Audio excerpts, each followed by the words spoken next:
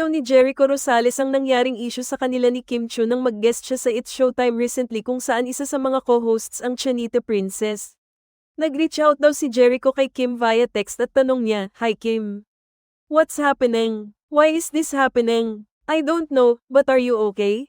Is there something that made you feel uncomfortable?" Sagot naman ni Kim, "Wala naman. All is well," at nagbigay pa siya ng congratulatory message para sa bagong movie ng aktor. Ang komento ng mga Kim Pao fans. "It is too late to say sorry because it was already done intentionally." Iba pang say ng mga Marites. "Kung totoo yan kasi, natakot boycott. Sinadya mo yan Jericho, kitang-kita on national TV. Dapat ang Star Magic, may action dito.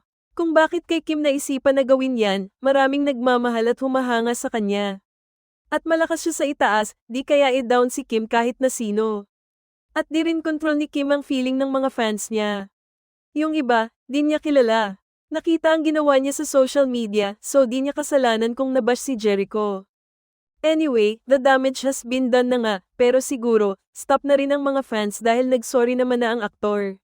Kung hindi matanggap ng mga fans ang paghingi ng paumanhin ni Jericho Rosales, well, enough na to judge. Ang importante, nag-reach out na ang aktor sa publiko. Ano ang say niyo sa balitang ito?